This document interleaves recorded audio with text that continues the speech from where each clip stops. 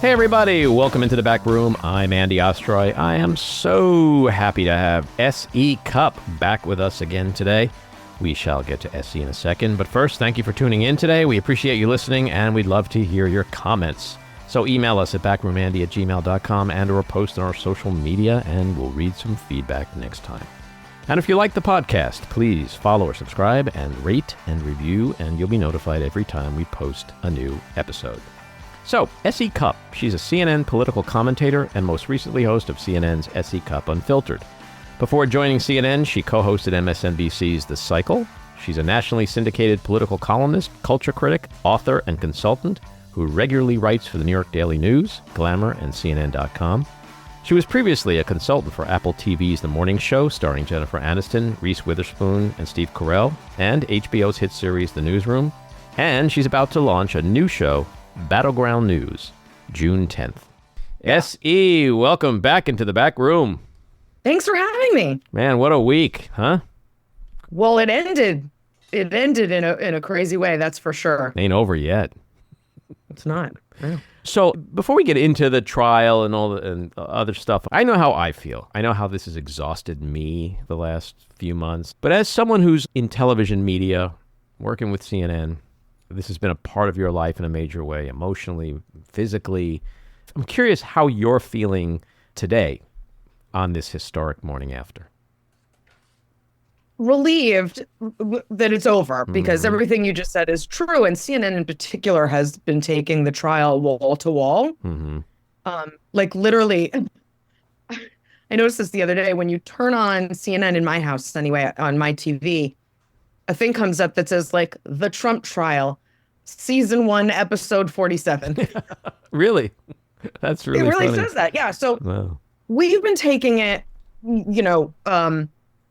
all day, every day, a lot of analysis, and it's exhausting to cover the same thing, right? And especially with all the gaslighting that goes on, that went on around it, Sure. with Trump coming out and saying everything he said, and then the parade of Republicans dressed alike, and everything they say. And it's just exhausting, and not why I got into journalism or politics, Right. to cover this kind of thing. Like, it's an election year. I'm used to covering a horse race and the parties and issues and policies. So taking that all away for the past few weeks has been annoying, but here we are. Few months, few years. Like there's a little bit of me today that woke up and felt like, okay, this is what it's going to feel like maybe in a year, where it's like not just, okay, we have a little bit of a respite. It's like a hurricane. It was a tornado. Now there's like the eye. It's quiet, but we know there's more coming. Yeah. I feel like we're in the eye, right? That there's more coming, but I do think there will be a moment where it does eventually subside, at least significantly less that, we're experiencing right now. So it is kind of an interesting. When do you think that will be? I think it starts with the election. Assuming he loses, which I think he will, I think that's when we start to get rid of him. When the dominoes start to fall, because the trials will kick in, and then we're going to just see more of this. And all he's going to do is bitch and moan and whine, and I think Congress will eventually dump him because they're supporting him because he's the nominee. But once the election is over, will Mitch McConnell and J.D. Vance and all those guys still line up with their, sycophantic behavior? I don't know. So I think it's soon enough. What do you think? I hope you're right. I'm not as optimistic. First of all, I'm not all that sure he's going to lose, which terrifies me. And, there are so many voters that are into him. It's not a small number, as you know. They will clamor for more of him. And, congressional members, and even some senators, as you mentioned, listen to those voters.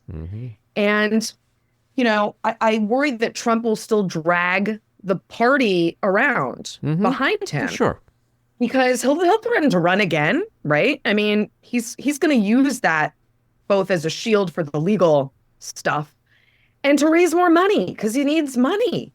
So I don't see him going away, or anyone in the party ignoring him anytime soon. I just can't see that happening. Yeah, I mean, I get all that, and I agree with a good chunk of that. And maybe just to clarify, I think it's like the beginning of the end rather than, Okay. oh, come January, we've moved on, and Trump who? I think Right.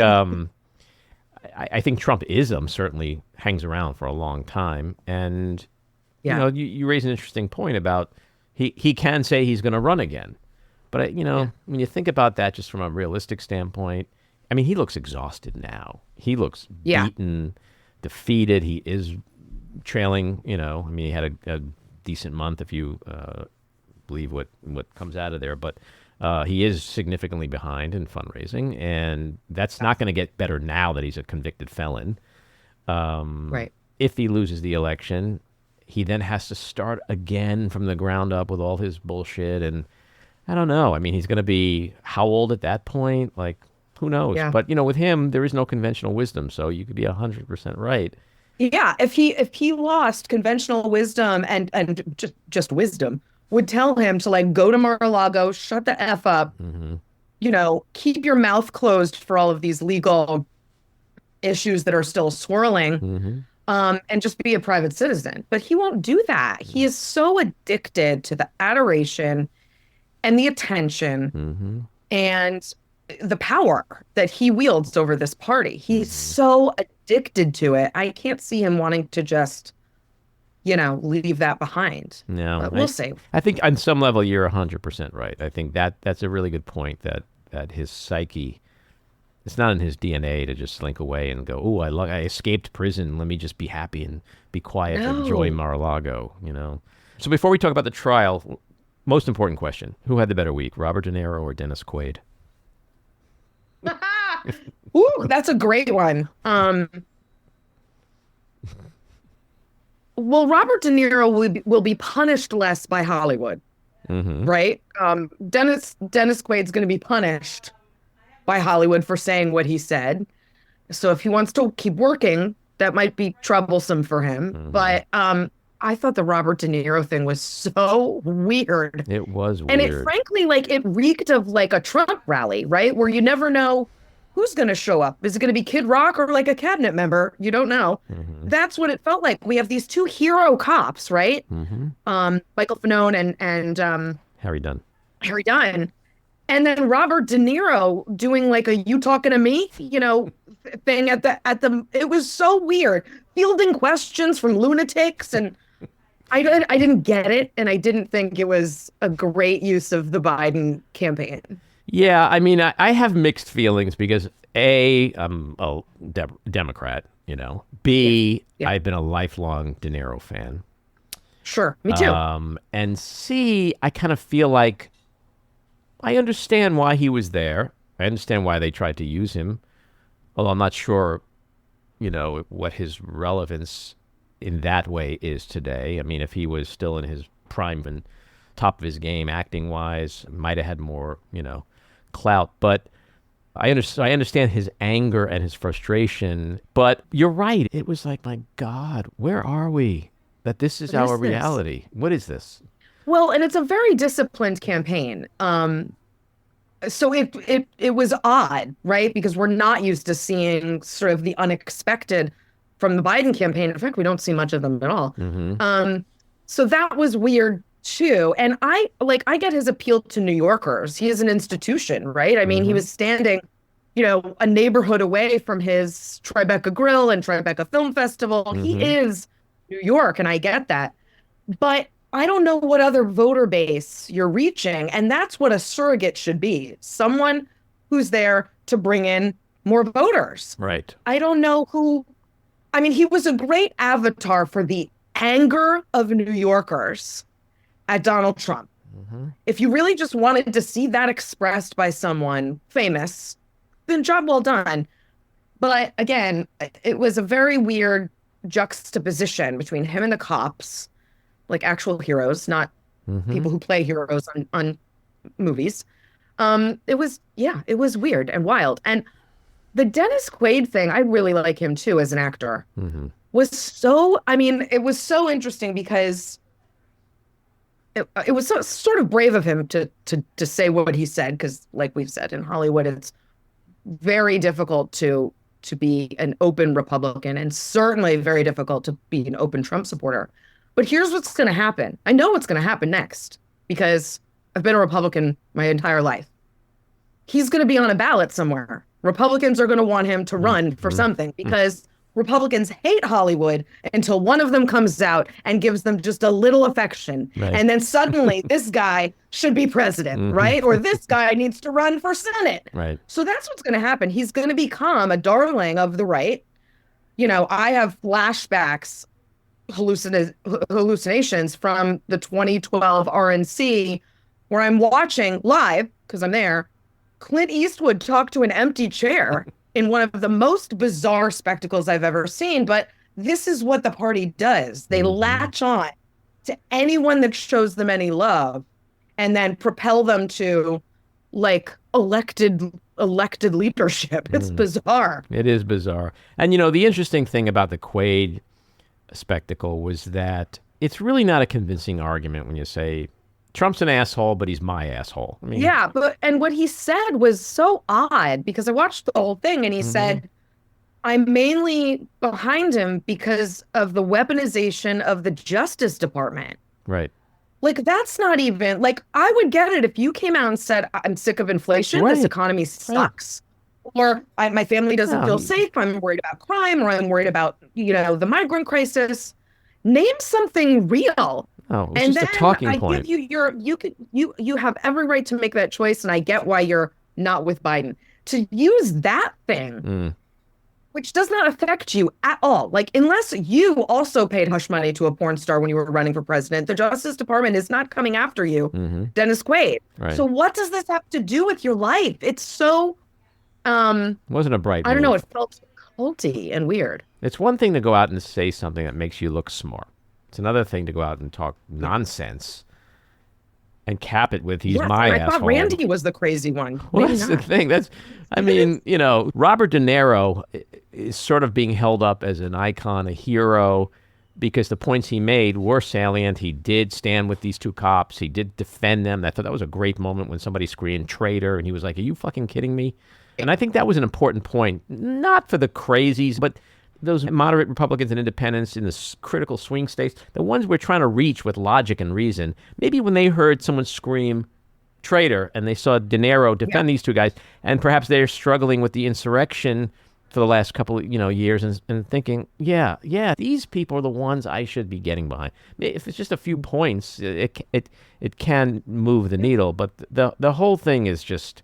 That whole spectacle of it all is the thing that I'm most glad is kind of over for now. I went down to the courthouse every day this week, and it was like I was trying to talk to these people, and they're literally insane. I mean, beyond off the deep end. I mean, talking like wearing two different sneakers, like that kind of crazy. Not two different sneakers. Yeah. That's a big constituency for Trump, the multiple sneaker wearing crowd. So funny. So were you surprised by this verdict? Yeah. How so? Yeah, I was, because a number of reasons. One is Michael Cohen. I know Michael Cohen personally. I've personally been threatened by Michael Cohen. And I couldn't have invented a better witness for the defense than Michael Cohen, right? It's his credibility issues. He is a habitual liar and lied in that room. Yes.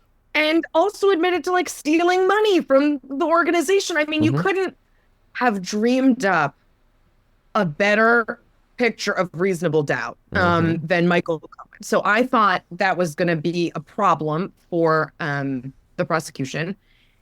And for all of Trump's bluster about New York and not being able to find a jury, that would be fair to him, I actually thought New York would work to his advantage because as a former New Yorker, we are shocked by nothing. And I would imagine jurors being like, so he had an affair with a porn star. I've seen worse on the corner every morning when I'm, on 33rd Street or whatever. I thought they would be a little like nonplussed by the salaciousness of the allegations, which would have played, I think, much more differently in like Oklahoma or like Iowa. But I was wrong. I'm glad to be wrong, but I was definitely thinking it would either be hung or he'd get an acquittal. What about you? Were you surprised? I wasn't surprised that he'd be found guilty. I mean, without anything other than my own gut, I've been predicting that for months and literally like to the day almost. But I was starting to think that it's not going to be on all of the counts. I didn't think there'd be a hung jury because I do believe that, during jury selection, there are people who go like, I can't be objective. All right, goodbye. I can be objective. I think if they say that they can be objective, I think they'll be objective. And if they sit there for what amounted to be, I think, 5 weeks of the actual trial, and they heard evidence day in and day out, and especially people who said that they get their news from Fox only or Truth Social only, those people, think about that. I only get my news from Truth Social, and I voted to convict that guy on all 34 counts. Think about that in terms of how we as Americans really should feel about our judicial system and how it came through yet again. Let's not forget the 60-plus cases he lost after the election when he whined about it being stolen. So I wasn't surprised at the verdict itself, but I was a little shocked that there wasn't a few, like, not guilties, No, it was sweeping and decisive and really didn't leave a lot of wiggle room, right? Like if some of the charges had been not guilty, I think Trump could come out and say, look, the whole thing is a sham. And they even agreed that some of these counts weren't correct. But he can't say any of that. I mean, these New Yorkers, right? Some of whom are attorneys and some of whom are Fox News viewers, heard it just the way we did, which is that he did it, and none of the arguments made any sense when you looked at all of the facts. And there was a lot of evidence. It wasn't just Michael Cohen. So I was happy to be wrong, but I'm so used to now underestimating his durability, his or vulnerability, survivability. It's I'm hard to so predict. used to, that I think I just am cynical and always preparing myself for disappointment. Yeah, well, it's easy to. I've started a couple of months ago saying that in order for me to maintain my sanity going forward, because this is going to be a crazy year, I have to somehow filter out the noise.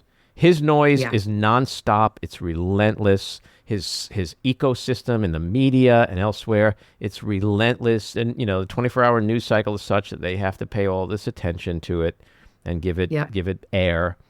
And I decided I'm just going to focus on the facts on the ground and history and what points us to the future. And once I started doing that, I felt so much more optimistic because I started to really believe that I don't think he really has a logical path to win in November. I do think he's going to be convicted on all of these trials eventually. And I do think eventually we're going to get rid of him. But it's going to be a slow, painful, and perhaps dangerous at times process. The biggest takeaway of all to me is that we saw that all of his fighting in the court of public opinion didn't matter in the court of law. And that's the main point. And that's how it should be. Yes, and that's the way it was. Yeah. So what do you think is going to happen at sentencing? Do you think this guy sees any prison time over this? No, and apparently, it's according to our legal experts, it's kind of complicated because they can offer some exemptions and workarounds so that he can continue to run for president and doesn't have to stay in the state of New York, which is what would normally happen to someone. So I'm not really, I don't know. I can't imagine he will serve jail time just because of the politics. But, again, I'm so bad at predicting this because I've lived it so deeply for 8 years and making predictions. And I can't anymore. I'm too far in it.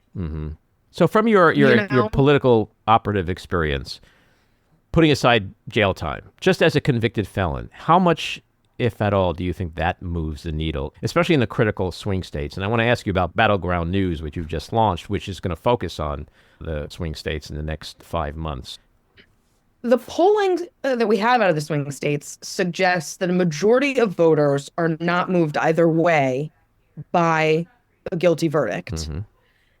But that said, there's a slice, I think it's around 10%, of voters for whom it does matter. And they would be less inclined to vote for him if he were convicted. Now, 10% is enough to lose an election for him in a state like Michigan or a state like Wisconsin, right? These battleground states. So that's not insignificant if they're telling the truth. Now, it's hard to imagine a voter who hasn't made up their mind already and is, and like was waiting on this verdict, this financial disclosure verdict, and that this is going to be the thing. I just don't know who that voter is, but we also have to believe the polls, that we're getting. It's the best snapshot that we have.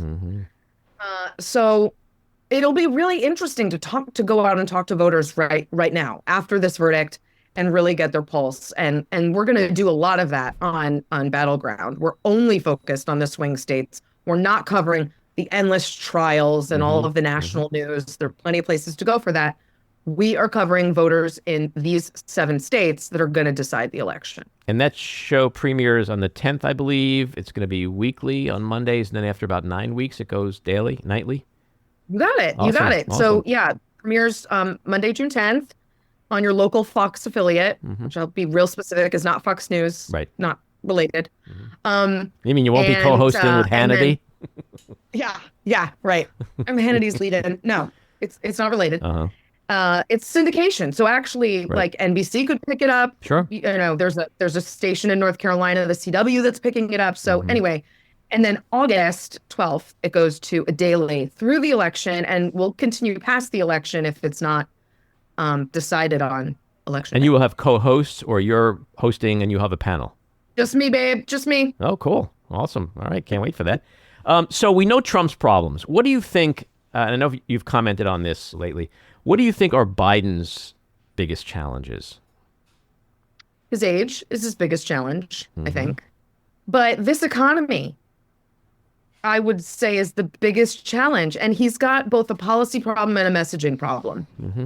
The policy problem is people don't think that some of his policies are working.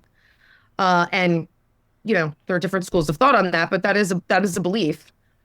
And then the messaging problem is, how do you tell people that the economy is good when they don't feel like it is? Right. When it is not good for them personally.